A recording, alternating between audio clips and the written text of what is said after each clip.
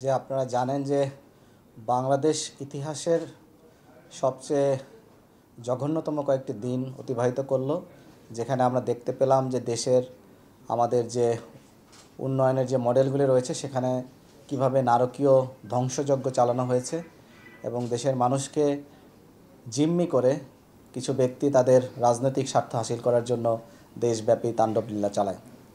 যেখানে আমরা RAB elite force হিসাবে অত্যন্ত কঠোরভাবে বিষয়গুলোকে দেখেছি এবং আমরা চেষ্টা করেছি যাতে দেশের সাধারণ মানুষের জানমালের ক্ষয়ক্ষতির পরিমাণকে কমিয়ে এনে এবং সাধারণ মানুষের জীবনযাত্রা যাতে আবার স্বাভাবিক করা যায় খুব দ্রুততম সময় আমাদের সেই প্রচেষ্টা ছিল।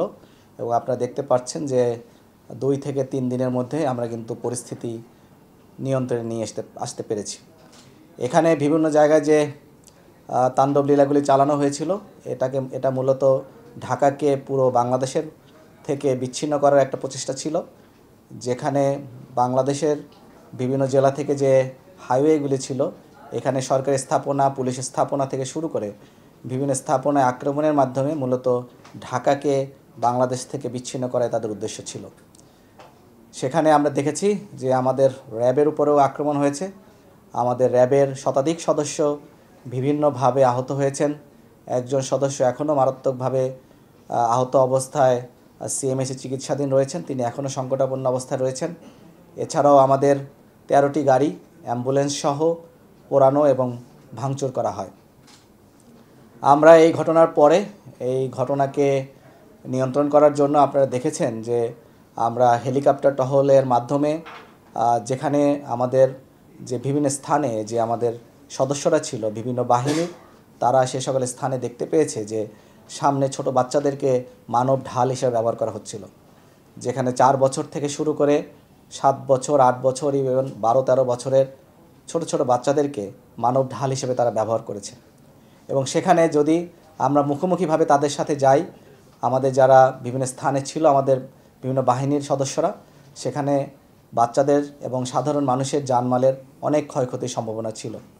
সেখানে আমরা র্যাব এলিট ফোর্স হিসাবে আমাদের হেলিকপ্টার টহলের মাধ্যমে নন লিথেল ওয়েপেন ব্যবহারের মাধ্যমে, যেখানে আমরা স্পেসিফিকভাবে বলতে চাই এটা নিয়ে বিভিন্ন ধরনের প্রোপাগান্ডা বিভিন্ন সামাজিক যোগাযোগ মাধ্যমে ছড়ানো হচ্ছে, সেখানে আমরা টিয়ার শেল এবং সাউন্ড গ্রেনেডের মাধ্যমে আমরা কিন্তু ছত্রভঙ্গ করে আমরা সাধারণ মানুষের জানমালের ক্ষয়ক্ষতি একদিকে যেভাবে মিনিমাইজ করতে পেরেছি, কমাতে পেরেছি, তেমনিভাবে সাধারণ বাচ্চাদেরকে যেখানে মানব ঢাল হিসেবে ব্যবহার করার চেষ্টা করা হয়েছিল সেই ক্ষয়ক্ষতিও আমরা কমিয়ে আনতে পেরেছি।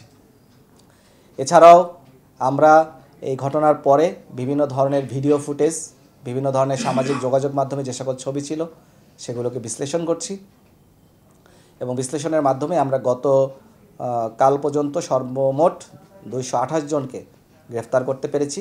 এর ভিতরে ঢাকার ভিতরে 55 জন এবং ঢাকার বাইরে 173 জন।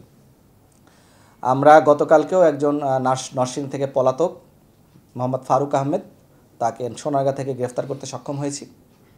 র্যাব 11 তাকে গ্রেফতার করেছে এবং এএব অ্যাসোসিয়েশন অফ ইঞ্জিনিয়ার্স বাংলাদেশের সহসভাপতি, যিনি বনশ্রী এলাকায় থাকতেন এবং ওখানে টিভি ভবন কেন্দ্রিক যে নাশকতা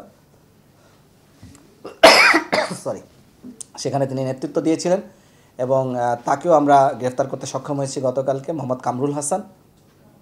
এবং তিনি এই নাশকতা করার মাধ্যমে এগুলোকে আর্কাইভ করে কিন্তু বিদেশের বিভিন্ন মাধ্যমে তিনি পাঠাতেন, সামাজিক যোগাযোগ মাধ্যমে, এবং এক ধরনের প্রোপাগ্যান্ডা ক্যাম্পেইন তারা কিন্তু এখনও চালাচ্ছে এবং এই অস্থিরতা তারা কিন্তু তৈরি করে রেখেছে। এই অস্থিরতার মাধ্যমে তারা দেশে একটা অরাজক পরিস্থিতি তৈরি করতে চায়, দেশে একটা বিশৃঙ্খলা তৈরি করার মাধ্যমে তারা তাদের যে রাজনৈতিক স্বার্থ, একটা রাষ্ট্র এবং সরকার বিরোধী যে চক্রান্ত, সেটাকেই তারা এর মাধ্যমে সেই স্বার্থটাকে হাসিল করতে চায়।